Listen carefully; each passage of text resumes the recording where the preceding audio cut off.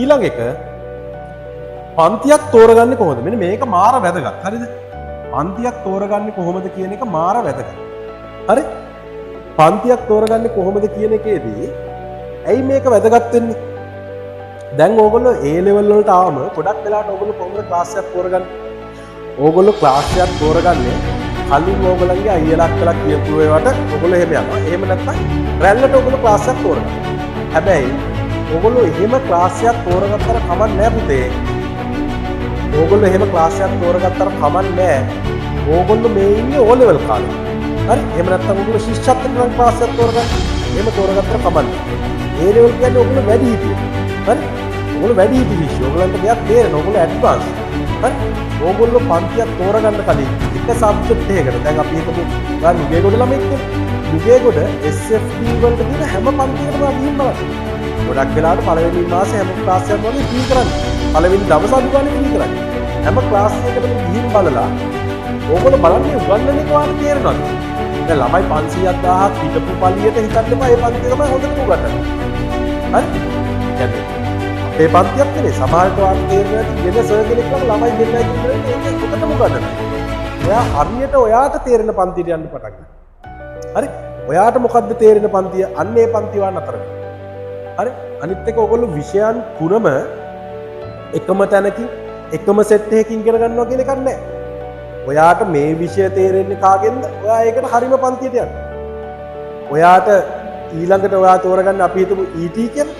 ඔයාට ET වලට හොඳටම තේරෙන පන්තියට ඔයා. ඔයා තෝරගන්නේ ඊළඟ විෂය ඔයා හිතන්නකෝ BST කියලා. BST හොඳටම කරන කෙනා ළඟට යන්න. කියන්නේ ඔයාට හොඳටම තේරෙන කෙනා ළඟට යන්න. ඔයාට ඊළඟ විෂය වෙනකොට ICT තෝරගන්න පුළුවන්. එහෙම නැත්නම් accounting තෝරගන්න පුළුවන්. ඒක විෂය 10ක විතර තියෙනවා ප්‍රමිතියක. EBA තෝරගන්න පුළුවන්. කැමති තැනකට යන්න. හරිද? කොහොම හරි අන්තිමේදී ඔයා කරන්න ඕනේ ක්ලාස් එකක් තෝරගන්න ඔයා කරන්න ඕනේ.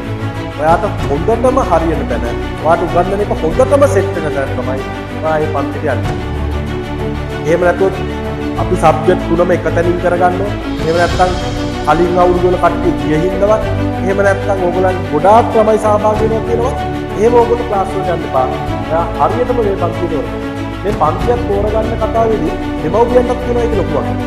දැන් ඔන්ලයින් කතාව තියෙන හින්දා, ඒ කියන්නේ දැන් ඔන්ලයින් සබ්ජෙක්ට් එක යන හින්දා ඔයගලන්ට ක්ලාස් එකක් තෝරගන්න ඉස්සර තරම් වදයක් නැහැ.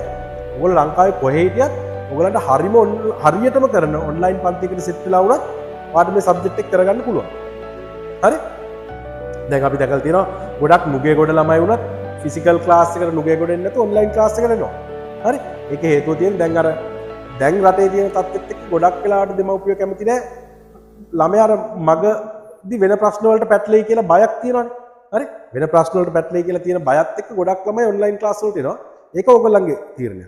ඔයාට ඔන්ලයින් ක්ලාස් එකේදී හරියට කරගන්න පුළුවන් නම් ඔයගොල්ලෝ ඔන්ලයින් ක්ලාස් එකට ජොයින් වෙන්න. රයිට්? හරි. එතකොට ක්ලාස් එකක් තෝරගන්නේ කොහොමද කියන එකේ මට ඇත්තටම කියන්නේ ඔයා ඉස්සෙල්ලා ක්ලාස් එකක් තෝරගන්න කලින් හරියට සර්වේ එකක් කරගන්න. සර්වේ එකක් කරගෙන ඔයා බලන්න මොන ක්ලාස් එකේ උගන්වන එකද මට හරියටම සෙට් වෙන්නේ. හරි? ඒකට ඔයා මුලින් පන්ති ගොඩකට ගිහිල්ලා බලන්න හරියට තේරෙන එකේ නවතින්න. ඊළඟ එක අපේ පන්තියේ විශේෂයි. හරි? අපේ පන්තියේ